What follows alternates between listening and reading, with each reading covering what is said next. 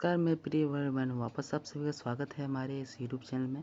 तो आज के इस वाले वीडियो में हम लोग पढ़ने वाले हैं बिहार मैट्रिक परीक्षा 2026 के लिए संस्कृत व्याकरण हमारा चल रहा है। और इसमें हम लोग पढ़ने वाले समाज टॉपिक, जो कि अपने आप में बहुत ही अच्छा और आपके बोर्ड एग्जाम में काफ़ी ही इंपॉर्टेंट टॉपिक है, जहाँ से आपके एग्ज़ाम में 7 से 8 नंबर 100% पूछे जाएंगे।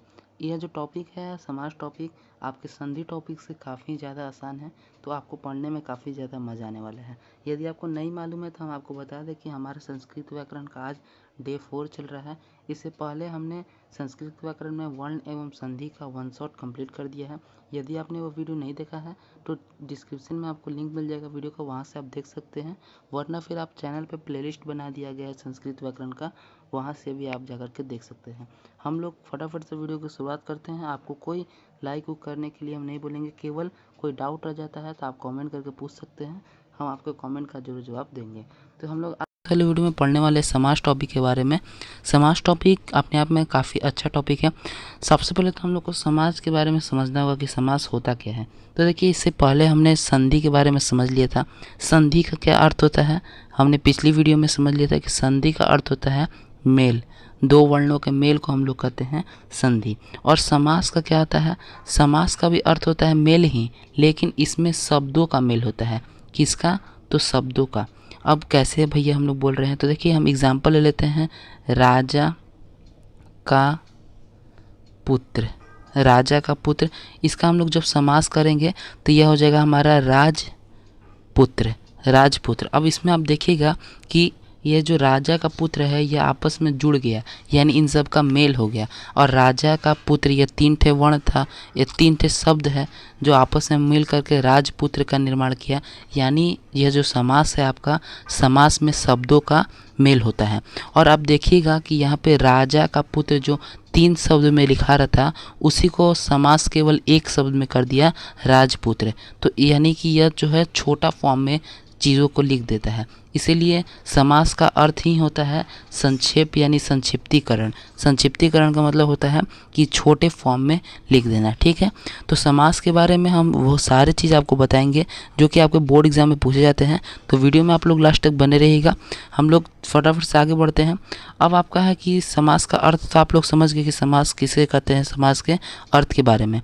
अब उसके बाद हमारा नेक्स्ट है कि समास में आपको प्रकार पढ़िएगा समास में, तो इसमें 2 ठे शब्द आपको देखने को मिलेगा, पूर्व पद और उत्तर पद। अब ये पूर्व पद और उत्तर पद क्या है, चलिए इसको हम लोग इसके बारे में थोड़ा बहुत जान लेते हैं कि पूर्व पद एवं उत्तर पद क्या होता है। तो देखिए हम लोग एग्जाम्पल ले लेते हैं। अभी हमने जो एग्जाम्पल ले लेता है उसी से रिलेटेड एक एग्जाम्पल ले लेते हैं। जैसे हम लोग ले लेते हैं राजा की कन्या, राजा की कन्या। राजा की कन्या हमारा 3 ठे शब्द हो गया। इसका जब हम लोग समास करेंगे यानी आपस में जोड़ेंगे तो यह हो जाएगा राज्य कन्या, राज्य कन्या, यह हो जाएगा राज्य कन्या। अब इसमें देखिए इसी के आधार पर हम लोग आपको सारा चीज़ बता देंगे। देखिए सबसे पहले हमारा होता है पूर्व पद। पूर्व पद किसको कहते हैं, तो जो पहला पद होता है उसी को हम लोग कहते हैं पूर्व पद। तो इसमें राजा की कन्या में पहला पद क्या है, इसमें पहला पद हमारा है राजा, तो राजा हो जाएगा हमारा पूर्व पद। ठीक, उसके बाद है उत्तर पद। उत्तर पद हम लोग कहते हैं दूसरे पद को, यानी दूसरे शब्द को। तो इसमें राजा की कन्या में दूसरा शब्द हमारा कन्या है, तो यह हो जाएगा उत्तर पद। ठीक, तो हम आपको अब सोचिए कि हम पूर्व पद और उत्तर पद के बारे में क्यों समझा रहे हैं, तो क्योंकि आगे हम जब आपको परिभाषा समझाएंगे तो यह 2 शब्द आपको सबसे ज़्यादा देखने को मिलेंगे, पूर्व पद एवं उत्तर पद। इसलिए इन दोनों को समझना आपके लिए ज़रूरी है। तो आशा करते हैं कि आप समझ गए होंगे कि पूर्व पद किसे कहते हैं और उत्तर पद किसे कहते हैं। एक बार फिर हम आपको समझा देते हैं कि कोई भी जब 2 समास बनेगा आपस में तो उसका जो समासिक शब्द होता है, अब आपको समासिक शब्द भी नहीं मालूम है तो बता दें कि यह राजा की कन्या जो आपस में मिल करके राज्य कन्या बना, तो इसी राज्य कन्या को हम लोग कहेंगे समासिक पद। कौन पद, समासिक पद इसी को कहेंगे हम लोग। ठीक, तो बोर्ड में तो वैसे तो ये पूछेगा नहीं, लेकिन आपको जानकारी के लिए रखना चाहिए कि इसका जो पहला पद है राजा की कन्या में जो राजा है यह हो जाएगा पूर्व पद और कन्या हो जाएगा उत्तर पद, और यह पूरा का पूरा सेंटेंस समासिक पद हो जाएगा। ठीक है, इतना समास के बारे में आपको जानना चाहिए था जो हमने आपको बता दिया। अब मेन है जहाँ से आपके बोर्ड एग्जाम में क्वेश्चन बनता है, इसके प्रकार पे, समास का प्रकार पे। तो समास का कितना प्रकार होता है? तो समास के टोटल 4 प्रकार होते हैं। किसमें? तो संस्कृत व्याकरण में। आप कहीं और कुछ भी पढ़ लीजिए, लेकिन सही होता है 4 ही प्रकार। आगे हम आपको बताते हैं कि कैसे कैसे इसका प्रकार होता है। तो देखिए, समास का टोटल 4 प्रकार होता है। पहला है अव्ययी भाव समास, दूसरा है तत्पुरुष समास, तीसरा है द्वंद्व समास और चौथा है बहुव्रीहि समास। और इसमें जो नए समास आप देख रहे हैं, इस नए समास को समास का प्रकार नहीं कहते हैं, यह केवल एक्स्ट्रा समास है एक है जो जिससे क्वेश्चन आपके बोर्ड एग्जाम में कभी कभी बन जाते हैं, इसीलिए हम इसको साइड में रखे हैं। इसको प्रकार के अंदर आप गिनती मत करिएगा। समास का केवल 4 ही प्रकार होता है, अव्ययी भाव, तत्पुरुष, द्वंद्व और बहुव्रीहि समास। ये जो नए समास है यह एक्स्ट्रा आप इसको कह सकते हैं, एक्स्ट्रा समास है जो कि हम आपको आगे बताएंगे। और इसमें जो तत्पुरुष समास हमारा है, तत्पुरुष समास के भी 2 भाग होते हैं, एक होता है द्विगु समास और एक होता है कर्मधारय समास। तो चलिए हम बारी बारी से इन 6 के बारे में समझ लेते हैं, 7 के बारे में। अव्ययी भाव, तत्पुरुष, द्विगु, द्वंद्व, कर्मधारय, बहुव्रीहि और नए समास, 7 के बारे में हम लोग एक्सप्लेन पूर्वक समझते हैं। तो हमारा सबसे पहला था अव्ययी भाव समास। क्या था? अव्ययी भाव। तो इसमें आपको नाम से ही पता चलता होगा जिसमें अवयव आता हो। अब अवयव क्या होता है, यदि आपको नहीं मालूम हो कि अवयव क्या होता है, तो हम आपको एग्जाम्पल ले लेते हैं।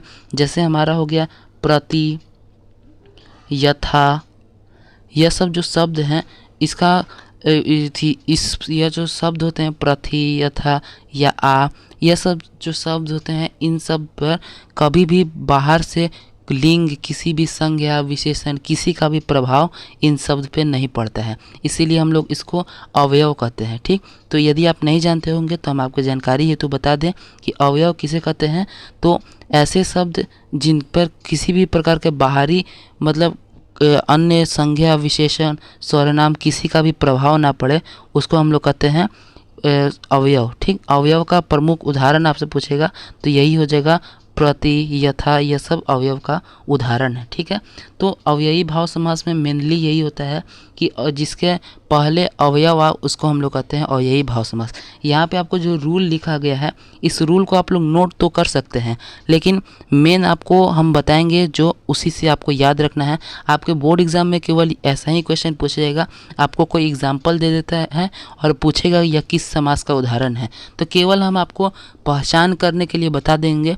बाकी यह जो रूल लिखा गया है इसको आप लोग कॉपी में नोट कर सकते हैं चाहे तो, जिसमें पहला है कि पूर्व पद अवयव होता है, यही मेन रूल है। इसी रूल से आप लोग को पूरा का पूरा सब अवयवी भाव समास को पहचानना है। बाकी पूर्व पद की प्रधानता होती है और उत्तर पद संज्ञा होता है, इन दोनों को आप ध्यान में ज़्यादा नहीं रखिएगा भी, तब पर भी चलेगा। तो आप जानिएगा कैसे हम लोग पहचानेंगे कि कोई अव्ययी भाव समास होता है। तो देखिए इसका उदाहरण हम लोग लेते हैं आजीवन। आजीवन के स्टार्टिंग में आ लगा है और आ हमने बताया कि एक अवयव है, इसलिए यह हो जाएगा अव्ययी भाव समास। उसके बाद यथाशक्ति, यथाशक्ति के स्टार्टिंग में यथा लगा है, यथा भी एक अवयव है, यानी कि यह अव्ययी भाव समास हो जाएगा। तीसरा है प्रतिवर्ष, प्रतिवर्ष के स्टार्टिंग में प्रति लगा है, यानी कि यह एक अवयव है, तो यह हो जाएगा आपका अव्ययी भाव समास का उदाहरण। उसके अलावा यह जो हाथों हाथ, रातों रात, दिनों दिन, यह इस तरह का जो उदाहरण होता है, इस सब को भी हम लोग अव्ययी भाव समास के अंतर्गत रखते हैं। बाकी 2-3 थे, हम और आपको उदाहरण बता देते हैं जिससे आपको और क्लैरिटी आ जाए और आपको समझ में आ जाए। तो देखिए आजीवन हम लोग लिख लिए, तो हम लिख सकते हैं आमरण, आमरण, क्योंकि आमरण में स्टार्टिंग में आ रहा है, यानी कि यह अव्ययी भाव समास हो जाएगा। उसके बाद यथाशक्ति हो गया, तो यथा क्रम हो जाएगा, यथा क्रम हो जाएगा इसका उदाहरण। उसके अलावा हम ले सकते हैं प्रति वर्ष, यहाँ लिखा गया है तो हम प्रति माह ले सकते हैं उदाहरण, प्रति माह। उसके बाद हाथों हाथ लिखा है तो हम लोग लिख सकते हैं रातों रात, रातों रात, वरना हम लोग लिख सकते हैं दिनों दिन, दिनों दिन। जैसे आप लोग कहीं सुने हो कि किसी के घर में रातों रात चोरी हो गया, वरना हाथों हाथ यह काम कर दो, मतलब इस ऐसा जो शब्द होता है यह सब अव्ययी भाव समास का उदाहरण होता है। तो मेनली आपके एग्ज़ाम में पूछेगा कि अव्ययी भाव समास कौन है, तो आपको यही देखना है कि जिसके स्टार्टिंग में यह आ, यथा, प्रति, यह सब अवयव लगा होगा, वही अव्ययी भाव समास का उदाहरण होगा। बाकी इसका जो रूल दिया गया है 2 ठे, और इस रूल से कोई खास प्रभाव नहीं पड़ता है, लेकिन हम आपके जानकारी तो बता दें कि इसका रूल क्या कर रहा है कि पूर्व पद प्रधान होता है। अब जैसे हम लोग क्वेश्चन में यहाँ देखे हैं आजीवन में, आजीवन में यदि हम आ हटा देंगे तो इसमें प्रभाव बहुत पड़ेगा, क्योंकि आजीवन का मतलब क्या होता है? आजीवन का मतलब होता है पूरा जीवन, और यदि हम आ हटा देंगे तो केवल बचेगा जीवन, जिसका कोई मेन अर्थ नहीं रह रहा है। यानी कि इसमें मेन जो है आ ही है, यानी स्टार्टिंग पद ही इसमें मेन है। उसी तरह से यथाशक्ति में स्टार्टिंग पद जो यथा है यही मेन है, यही बताया जा रहा है। तो इस पे आप लोग को इन दोनों पे ज़्यादा ध्यान देने की आवश्यकता नहीं है। आपको बोर्ड में क्वेश्चन बनाना है तो केवल यह याद रखना है कि अवयवी भाव समास उसी को कहेंगे जिसका पूर्व पद अवयव हो। बाकी आप इन दोनों को कॉपी में उतार सकते हैं, उतारने से कोई नहीं रोका है, ठीक। तो आप वीडियो पॉज करके अवयवी भाव समास के बारे में उतार लें, रूल और उदाहरण, फिर हम आगे बढ़ते हैं। अन्यथा आपको इसका नोट्स जो है व्हाट्सएप चैनल एवं टेलीग्राम चैनल पे अपलोड कर दिया जाएगा, जिसका लिंक आपको डिस्क्रिप्शन बॉक्स में दे दिया है, तो वहाँ पे आप जाकर के ज्वाइन हो सकते हैं। उसके बाद हमारा दूसरा जो समास का उदाहरण था तत्पुरुष समास। इस तत्पुरुष समास से ही आपके बोर्ड में सबसे ज़्यादा क्वेश्चन पूछे जाते हैं, तो इसको आपको पढ़ना जरूरी है। अब देखिए, जैसा हमने अवयवी भाव समास में बताया कि केवल इसका एक रूल आप लोग याद रखिएगा तो आपका पूरा क्वेश्चन बन जाएगा, वैसे ही तत्पुरुष समास में भी आपको केवल एक रूल, यह वाला रूल याद रखना है, आपका पूरा का पूरा क्वेश्चन बन जाएगा। इसका क्या रूल है कि विग्रह करने के बाद कारक चिन्ह आए। कोई भी आप लोग ले लीजिएगा समास, यदि उसके विग्रह करने के बाद कारक चिन्ह आ गया तो आपका वह तत्पुरुष समास का उदाहरण हो जाएगा। अब कैसे होगा भाई, कारक चिन्ह किसको कहते हैं और विग्रह क्या होता है? तो चलिए अब हम आपको उदाहरण दे करके समझाते हैं। जैसे उदाहरण में दिया गया है गंगा जल। गंगा जल का हम लोग विग्रह करेंगे तो हो जाएगा गंगा का जल। गंगा का जल, इसका विग्रह करने पर निकल के आया गंगा का जल, ठीक। अब गंगा का जल जो इसका विग्रह आया, इसके बीच में क्या आ रहा है? बीच में आ रहा है का किसका उदाहरण है? कर्ता ने कर्म को कर्ण से संप्रदान को के लिए अपदान से संबंध का के की संबंध का उदाहरण है। किसका? संबंध कारक का, संबंध कारक का। तो इसका विग्रह हम लोग करेंगे तो बीच में यदि कारक आ गया, ये जो का है यह कारक का चिन्ह है, यदि कारक का चिन्ह आ गया यानी कि यह तत्पुरुष समास होगा। यही चीज़ यहाँ पे लिखा गया है कि विग्रह करने के बाद कारक का चिन्ह आ जाए तो वह तत्पुरुष समास का उदाहरण होगा। इसी तरह से हम लोग ले लेते हैं और एग्जाम्पल, और आपको और ज़्यादा ढंग से समझने का कोशिश करते हैं। हमारा और एग्जाम्पल है विद्यालय। विद्यालय का विग्रह करिए पहले आप लोग। विद्या का आलय। विद्या का आलय मतलब विद्या का घर, उसी को कहते हैं हम लोग विद्यालय। तो इसमें हम लोग जब विग्रह किए तो बीच में का आ गया, और का क्या है? तो का एक कारक का उदाहरण है, तो इसीलिए यह हो जाएगा हमारा तत्पुरुष समास। उसी तरह से हम लोग और एग्जाम्पल लेते हैं राजपुत्र। राजपुत्र कैसे लिखाएगा? राजा का पुत्र। इसमें भी सेम टू सेम हम लोग विग्रह किए तो बीच में का आ गया यानी कारक का चिन्ह आ गया, यानी यह हमारा तत्पुरुष समास हो जाएगा। उसके बाद हमारा है धनहीन। धनहीन का हमारा विग्रह करेंगे तो होगा धन से हीन।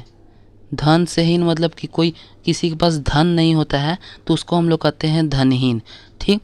तो धन से हीन, अब से किस में आ गया? तो कर्ता ने कर्म को कर्ण से आ गया यानी कारक का यह चिन्ह आ गया से, यानी यह भी हो जाएगा तत्पुरुष समास का उदाहरण। उसके बाद हम ले लेते हैं, नेक्स्ट है राजकन्या। राजकन्या का विग्रह कैसे होगा? राजा की कन्या। राजा की कन्या। अब राजा की कन्या में भी बीच में आ गया का के की रा रे री, यह भी कारक का उदाहरण है, तो यह भी आपका हो जाएगा तत्पुरुष समास का उदाहरण। इसके अलावा और भी हम चाहे तो और उदाहरण ले सकते हैं ताकि आपको समझ में आ जाए। बाकी इतना में तो आपको समझ में आ ही गया होगा, आशा करते हैं। नहीं आया तो फिर और कुछ हम एग्जाम्पल ले लेते हैं जिससे आपको और ज़्यादा से समझ में आ जाए। जैसे हम लोग एग्जाम्पल ले सकते हैं हिमालय। हिमालय का विग्रह कैसे करेंगे? तो हिम का आलय। हिमालय का अर्थ होता है हिम का आलय, यानी कि हिम का मतलब हो गया बर्फ, बर्फ का आलय मतलब घर, बर्फ के घर को हम लोग हिमालय कहते हैं। तो इसके विग्रह करने पर बीच में का आ गया यानी कारक का चिन्ह आ गया, यानी यह तत्पुरुष समास हो जाएगा। तो आशा करते हैं कि आपको तत्पुरुष समास समझ में आ गया होगा। तत्पुरुष समास उसी को कहेंगे जिसके विग्रह करने के पश्चात यानी विग्रह करने के बाद कारक चिन्ह आ जाएगा। अब इसमें भी थोड़ा सा आपको जाकर के आगे डाउट आएगा तो हम आपको आगे जाके क्लियर कर देंगे। अभी केवल तत्पुरुष समास के बारे में आपको इतना ही समझना है। इसके बाद हम लोग आगे बढ़ते हैं। हमारा नेक्स्ट है, देखिए तत्पुरुष समास में हमने जैसा कि अभी आपको ऊपर बताया था कि तत्पुरुष समास में दो ठे इसके प्रकार आ जाते हैं, द्विगु और कर्मधारय। तो चलिए इन दोनों के बारे में भी हम लोग समझ लेते हैं, तत्पुरुष समास के इन दोनों प्रकार के बारे में। तो देखिए तत्पुरुष समास का हमारा पहला प्रकार था द्विगु समास। द्विगु समास काफ़ी ही आसान सा है, बहुत आसान है। इसका मेन यही है कि जिसका पूर्व पद यानी जो पहला पद होगा वह संख्यावाचक विशेषण होगा, यानी कि इससे हमेशा समूह का बोध होगा। आप लोग द्विगु समास जहाँ भी देखेंगे वहाँ पे पहले इसके पहले में संख्या आप पढ़िएगा तो लगेगा कि संख्या का हम लोग पढ़ लें, संख्या के बारे में। जैसे हम लोग उदाहरण लेते हैं नवरात्रि। नवरात्रि में स्टार्टिंग में 9 आ रहा है, यानी कि यह संख्या आ रहा है, यानी यह हो जाएगा आपका द्विगु समास का उदाहरण। उसके बाद दोपहर, दोपहर यानी दूसरा पहर, तो इसमें भी समय का बोध हो रहा है, तो यह हो जाएगा हमारा क्या हो जाएगा, यह हमारा हो जाएगा द्विगु समास। फिर उसके बाद मासिक, यानी कि मासिक से आपको समझ में आ रहा है कि 30 दिनों का 30 दिन, यानी इसमें भी संख्या का बोध हो रहा है, इसको हम लोग कह देंगे द्विगु समास। इसके अलावा और हम लोग द्विगु समास का उदाहरण चाहे तो ले सकते हैं। जैसे में हम लोग इसका उदाहरण ले सकते हैं, दोपहर हो गया, नवरात्रि हो गया, हम लोग ले सकते हैं मासिक। नवरत्न ले सकते हैं हम लोग, नवरत्न। नवरत्न के भी स्टार्टिंग में आ जाएगा हमारा 9। 9 का मतलब कि इससे संख्या का बोध हो रहा है, इसी को हम लोग कहेंगे द्विगु समास। तो आशा करते हैं कि आपको द्विगु समास समझ में आ गया होगा, जिससे हमको लगे कि संख्या का बोध हो रहा है और समूह का बोध हो रहा है। जैसे नवरात्रि में 9 गो रात आपस में 9 गो रात आपस में मिल करके नवरात्रि बना रहा है, यानी 9 रातों का समूह को हम लोग नवरात्रि कहेंगे। उसी तरह से दोपहर में 2 ठे पहर आपस में मिल करके दोपहर बना रहा है, यानी इससे भी संख्या और समूह का बोध हो रहा है। उसके बाद मासिक में एक पूरा महीना आपस में मिल करके एक मासिक तैयार कर रहा है, इसका मतलब यह भी समूह का बोध हो रहा है। उसी तरह से नवरत्न में 9 भी संख्या को दर्शा रहा है, और नवरत्न यानी 9 गो रत्न आपस में मिल रहा है, तो समूह का बोध हो रहा है। तो इसीलिए द्विगु समास को हम लोग पहचानना होगा, तो सबसे पहले हम देखेंगे कि उससे अगर संख्या का बोध होगा तो वह हो जाएगा द्विगु समास का उदाहरण, ठीक है। और इसी तत्पुरुष समास में इसके बाद दूसरा इसका प्रकार था कर्मधारय समास। क्या था? कर्मधारय समास। कर्मधारय समास जो था यह काफ़ी अच्छा, कर्मधारय समास काफ़ी अच्छा है। इसमें क्या होता है कि उत्तर पद प्रधान होता है। इससे मतलब नहीं आपको, इसमें केवल आप देखिएगा कि विशेषण और विशेष्य का संबंध हो। ये जो कर्मधारय समास है इसको समझने में सबसे ज़्यादा दिक्कत होता है आप लोग को, तो इसको आपको ध्यान से समझना है। जहाँ भी आप देखिएगा कि विशेषण और विशेष्य का संबंध हो, यानी किसी की विशेषता बताई जाता हो, डायरेक्ट आप लोग समझिएगा कर्मधारय समास मतलब कि किसी की विशेषता बताया जा रहा हो। विशेषता चाहे वह किसी की भी विशेषता बताया जाएगा तो वह हो जाएगा कर्मधारय समास का उदाहरण। अब जैसे इसका एग्जाम्पल ले लेते हैं हम लोग, कमल नयन। कमल नयन का हम लोग विग्रह करेंगे तो क्या होगा? कमल, कमल जैसा नयन, कमल जैसा नयन, यानी किसी की नयन यानी किसी के आँख का तारीफ किया जा रहा है कि किसी का आँख कमल की तरह है, ठीक। किसी के भी बारे में बोला जा रहा होगा, इसमें बताया जा रहा है कि कमल की तरह आँख है, यानी इसकी आँख की विशेषता बताई जा रही है। उसी तरह से महापुरुष, महापुरुष का विग्रह करेंगे तो महान है, महान है जो पुरुष, पुरुष, इसमें पुरुष की विशेषता बताई जा रही है कि पुरुष क्या है, तो पुरुष महान है, ठीक है।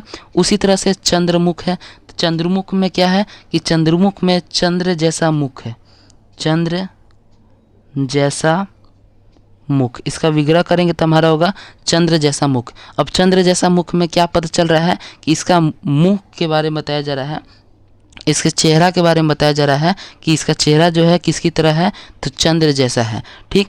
तो जहाँ भी आपको लगेगा कि किसी की विशेषता बताई जा रही है तो आप समझ लीजिएगा वो हो जाएगा किसका, तो कर्मधारय समास का उदाहरण हो जाएगा, ठीक है। उसके बाद नेक्स्ट अगर हम इसका और उदाहरण लेके आपको ज़्यादा समझाने की कोशिश करें तो हमारा और एग्जाम्पल हो जाएगा नवयुवक। नवयुवक में कैसे बनेगा, तो नया है, नया है जो युवक, नया है जो युवक, इसमें युवक की विशेषता बताई जा रही है कि युवक कैसा है, तो युवक नया है, तो यह हो जाएगा हमारा नवयुवक यानी कर्मधारय समास का उदाहरण। उसके बाद पीताम्बर। पीताम्बर का जो इसमें हो जाएगा पीत है जो अंबर, ये जो पीताम्बर शब्द है इसको यहाँ पे नहीं लिया जाएगा, यह गलत यहाँ पे प्रिंटिंग दिया गया है, यह किसी और का उदाहरण है, हम अभी आके आपको बताएंगे तब समझ में आएगा। तो पीताम्बर को इसमें हम लोग नहीं लेंगे। उसके बाद इसका हम लोग कुछ और उदाहरण ले लेते हैं जिससे कि और आपको समझ में आ जाए। महात्मा, जैसे हम लोग का उदाहरण हो जाएगा महात्मा। महात्मा, महात्मा में क्या बताया जा रहा है? महान है जो आत्मा, यानी कि इसमें विशेषता बताया जा रहा है। तो यह हो जाएगा हमारा क्या? तो कर्मधारय समास का उदाहरण। उसके बाद हम लोग एक और उदाहरण ले लेते हैं, जैसे हो जाएगा पुरुषोत्तम। पुरुषोत्तम, इसमें क्या हो जाएगा? इसमें हो जाएगा कि पुरुषों में उत्तम, यानी सभी पुरुष में जो उत्तम है उसी वही हो गया पुरुषोत्तम, यानी इसमें पुरुष का क्या बताया जा रहा है? विशेषता बताया जा रहा है। तो आशा करते हैं आपको समझ में आ जाएगा। कर्मधारय समास का मतलब वही हो जाएगा जिसमें किसी की विशेषता बताई जा रही होगी, उसको हम लोग कहेंगे कर्मधारय समास। काफ़ी बढ़िया था। चलते हैं नेक्स्ट। अब हमारा तीसरा प्रकार था द्वंद्व समास के बारे में।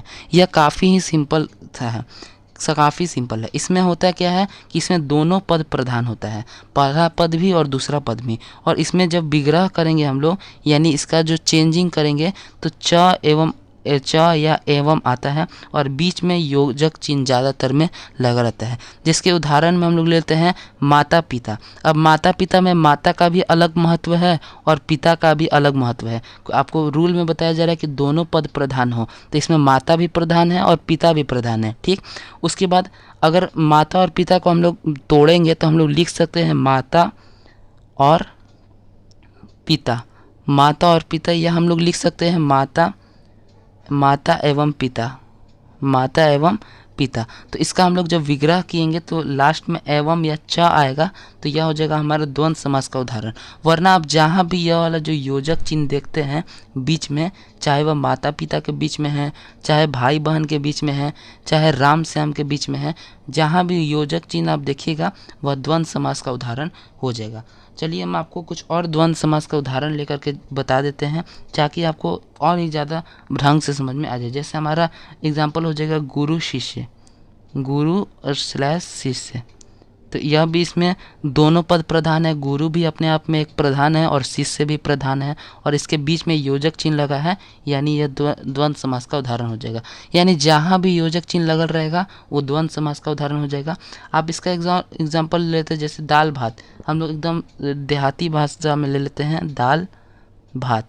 दाल भात हो जाएगा, तो इसके बीच में भी योजक चिन्ह लगा है और दाल का भी अलग महत्व है और भात का भी अलग महत्व है, यानी यह हो जाएगा द्वंद्व समास का उदाहरण। तो आशा करते हैं कि आपको द्वंद्व समास भी समझ में आ गया होगा। अब नेक्स्ट और अंतिम आप लोग का है बहुव्रीहि समास। बहुव्रीहि समास, तो यह बहुव्रीहि समास में होता है कि इसमें अन्य पद का प्रधानता होता है, मतलब कि इसमें जो दिया गया है शब्द उसका कोई अलग ही अर्थ निकल के आ जाता है, अलग ही अर्थ निकल के आ जाता है। और इसका जो बहुव्रीहि समास होता है, इसका जो पर्याय, इसमें जितना भी उदाहरण होता है इसका सभी देवी देवता का पर्यायवाची नाम होता है। यानी आप जहाँ भी देवी देवता का पर्यायवाची नाम देखेंगे समझ जाइएगा वह बहुव्रीहि समास का उदाहरण है। जैसे में हमारा हो जाएगा गजानन। गजानन गणेश भगवान का है पर्यायवाची नाम, तो यह हमारा हो जाएगा किसका? तो बहुव्रीहि समास का उदाहरण। उसके बाद लंबोदर। लंबोदर भी गणेश भगवान का भी हो जाएगा, इसमें गणेश भगवान का हो जाएगा उदाहरण पर्यायवाची, यानी हो जाएगा बहुव्रीहि समास का उदाहरण। उसके अलावा हो जाएगा वीणा पानी। वीणा पानी सरस्वती माँ का है पर्यायवाची शब्द, यानी यह हो जाएगा बहुव्रीहि समास। तो जहाँ भी आप लोग भगवान का देखिएगा या फिर कोई व्यक्ति का देखिएगा, जैसे में हम एग्जांपल ले लेते हैं दशानन। दशानन, दशानन रावण का निक नेम था, यानी पर्यायवाची शब्द था, तो दशानन में भी आपका बहुव्रीहि समास हो जाएगा। ठीक है, तो आशा करते हैं कि आपको यह भी समझ में आ गया होगा इसके चारों के चारों प्रकार। और लास्ट में हमने जो बताया था एक्स्ट्रा में एक नए समास होता है, नए समास के बारे में भी हम लोग जान लेते हैं, क्योंकि इधर बीच बिहार बोर्ड द्वारा कुछ एग्जाम में पूछ लिया जाता है नए समास को लेकर के। तो नए समास में जिसमें नकारात्मक बोध होगा उसको हम लोग कहेंगे नए समास। ठीक है, उसके बाद इसका जो दूसरा रूल लिखा गया है, यह रूल में थोड़ा गलत है हमको लग रहा है, तो इसको हम लोग मिटा देते हैं। केवल इसका यही आप जानिए कि जिससे नकारात्मक बोध होगा, जिससे निगेटिवता का बोध होगा, उसको हम लोग कहेंगे नए समास। जैसे कि हम लोग ले लेते हैं असंभव। असंभव आप पढ़िएगा नाम तो इससे लग रहा है कि कोई भी चीज़ संभव नहीं हो। ठीक। उसके बाद अनैतिक यानी बिना नैतिकता का अनैतिक हो जाए। इसका उदाहरण हम लोग और ले लेते हैं, जैसे हमारा हो जाएगा अधर्म।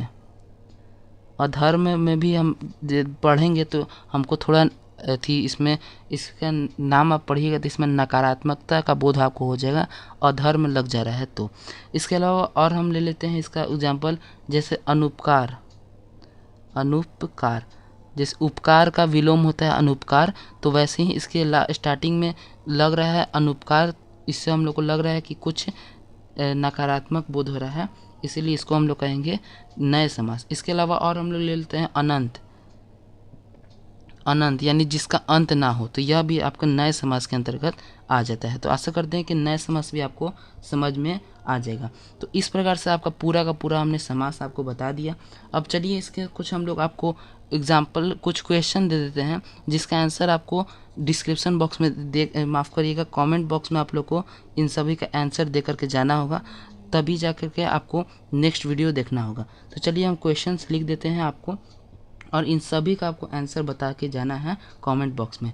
सबसे पहले हमारा क्वेश्चन है कि समास का क्या अर्थ होता है, यह बताना है आप लोग को। दूसरा नंबर क्वेश्चन हमारा है कि समास में किसका मेल होता है।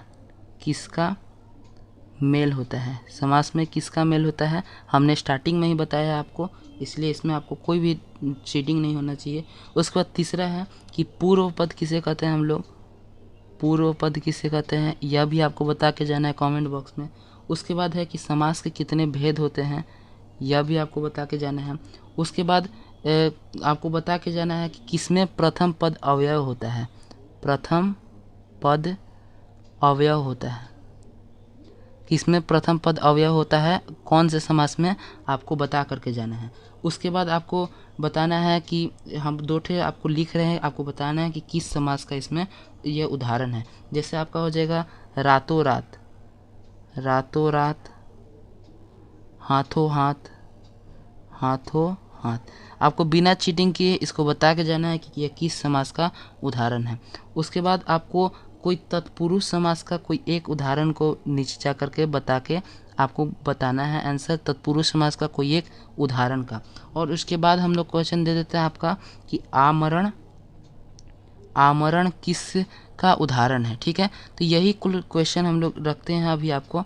इन सभी क्वेश्चन का आंसर आप लोगों को डिस्क्रिप्शन, माफ़ करिएगा बार बार डिस्क्रिप्शन हम बोल दे रहे हैं, इन सभी का आंसर आप लोग को कमेंट बॉक्स में अभी के अभी बता करके जाना है। ठीक है, तो ज़रूर बताइएगा आप लोग क्या क्या क्वेश्चन हमारा है कि अर्थ बताना है पहले कि समास का क्या अर्थ होता है, समास में किसका मेल होता है।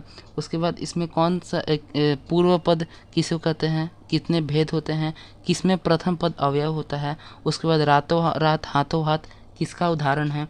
तत्पुरुष समास का दो ठे उदाहरण आपको कमेंट बॉक्स में बताना है, और आमरण किसका उदाहरण है आपको कमेंट बॉक्स में बताना है। ठीक है, तो आशा करते हैं कि आपका ये जो समास है ये कंप्लीट हो गया होगा। कोई भी डाउट होगा तो आप कमेंट करके ज़रूर पूछिएगा। हम बार बार आपको हर वीडियो में बोलते हैं कि पूछिएगा, ज़रूर पूछिएगा। तो कोई भी डाउट रहता है तो आप कमेंट करके ज़रूर पूछिएगा। बाकी यदि आप इस वीडियो को समझ लिए हैं बहुत बढ़िया से, तो हम गारंटी लिख के देते हैं कि आपके बोर्ड एग्जाम में 7 से 8 नंबर पक्का हो गया होगा यहाँ से, क्योंकि समाज से 7 से 8 नंबर आपको एग्ज़ाम में पूछा ही जाता है, तो आपको टेंशन लेने की आवश्यकता नहीं है। अब हमको लगता होगा कि आपको धीरे धीरे जो संस्कृत व्याकरण का टेंशन होगा वह धीरे धीरे समाप्त होते जाता होगा, क्योंकि हमने पिछली वीडियो में यानी इससे पहले वाले वीडियो में संधि के बारे में बता दिया था, जहाँ से आपको बोर्ड एग्जाम में 6 से 7 क्वेश्चन पूछ जाते हैं। मान के चलिए 7 क्वेश्चन पूछे जाएंगे, और यहाँ से आपके 7 क्वेश्चन पूछ जाएंगे। और हमने वर्ण बताया था, तो वर्ण से आपके 5 से 6 मान के चलिए 20 क्वेश्चन, आप 20 नंबर का हमने अभी तक पढ़ लिया है केवल 4 वीडियो में। केवल 4 वीडियो में हमने 20 नंबर का संस्कृत व्याकरण पढ़ लिया है। अब इसके बाद हमारा क्या पे टॉपिक पे आएगा वीडियो, तो उपसर्ग और प्रत्यय पे आएगा, लकार पे आएगा, शब्द रूप पे आएगा, और धातु रूप पे आएगा। फिर उसके बाद हमारा ऑब्जेक्टिव क्लियर हो जाएगा, 80 से 90 नंबर का तैयारी पूरा हो जाएगा।